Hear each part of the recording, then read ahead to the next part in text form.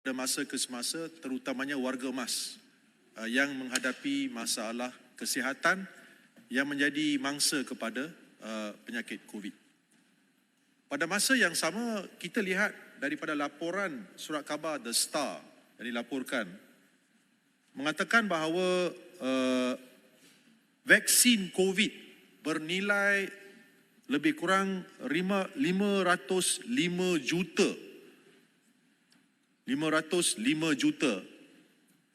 tidak digunakan dan telah pun mungkin telah tamat riwayat penggunaannya. Dan saya difahamkan daripada laporan The Star juga bahawa jumlah yang rosak atau tidak digunakan, yang dibazirkan, istilah yang betul adalah lebih kurang 8.5 juta dos vaksin COVID. Nah, saya nak tanya kepada kementerian dan menteri berkenaan, bagaimanakah pembaziran ini berlaku dan boleh berlaku? Saya ambil maklum bahawa ketika kita menghadapi wabak COVID ini, kita tidak berada dalam kerajaan. Kerajaan dipimpin oleh Yang Berhormat Paguh. Dan saya ingin tanya, bagaimanakah cara pemerolehan itu dibuat? Dan kenapa tidak kementerian sekarang, yang ada sekarang, cuba untuk memperpahalusi dan melihat kepada bekalan vaksin yang ada untuk melihat kalau ada daripada vaksin-vaksin ini yang masih boleh diselamatkan dan digunakan sama ada oleh rakyat kita ataupun boleh dihantar ke negara-negara lain yang mungkin tidak mempunyai kewangan yang kukuh seperti Malaysia untuk membantu mereka. Umpamanya di negara seperti Myanmar, Bangladesh dan sebagainya. Nah, saya tanya soal ini kerana pada suatu masa yang dahulu kita lihat vaksin COVID atau vaksin untuk COVID-19 ini adalah sesuatu yang wajib, wajar diambil. Pada masa sekarang, saranan adalah masih lagi untuk mengambil vaksin ini, tetapi persoalannya adalah bagaimanakah kita boleh membazirkan vaksin yang masih ada dalam milikan bekalan Kementerian Kesihatan. Kerana jumlah yang mencecah 505 juta ini adalah jumlah yang begitu banyak sekali. Dan soalan saya adalah kenapakah tidak ada sebarang tindakan diambil oleh kementerian untuk kita menyelamatkan vaksin-vaksin ini, sama ada dos pertama, dos kedua atau dos ketiga, kinabatangan. Ya, Berhormat. Silakan. Sedarkan Berhormat bahawa pembaziran tersebut telah mengakibatkan syarikat JLC Pamanyaga telah berhadapan dengan kerugian yang besar.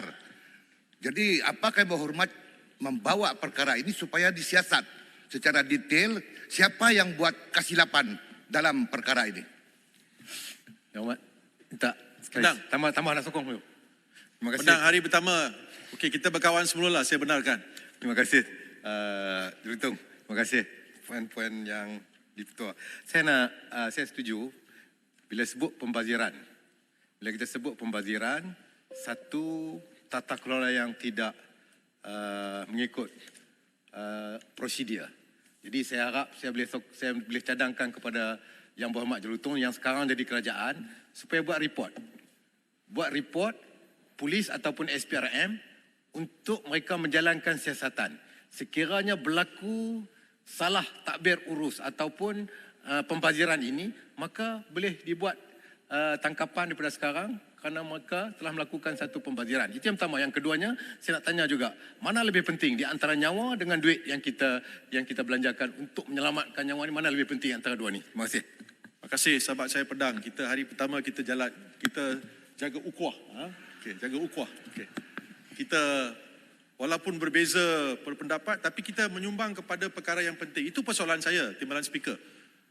Kerana jumlah yang dinyatakan oleh laporan The Star ini amat memeranjatkan. 505 juta ringgit vaksin yang telah pun dibazirkan. Persoalan saya, kenapa tidak digunakan?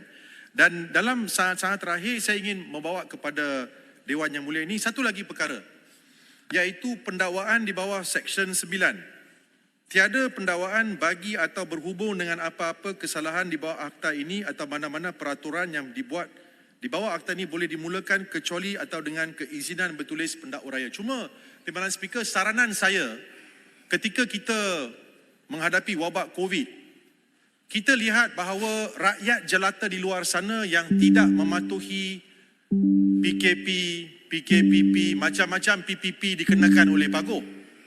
Rakyat di luar sana ditangkap, diheret ke mahkamah dan dituduh. Kita terperanjat apabila Timbalan Speaker Dewan Rakyat, bukan Timbalan Speaker sekarang lah, Timbalan Speaker Dewan Rakyat, Ahli Parlimen Batu Pahat ketika itu, Datuk Rashid Hasnon, sibuk berpesta makan durian, tidak diambil tindakan.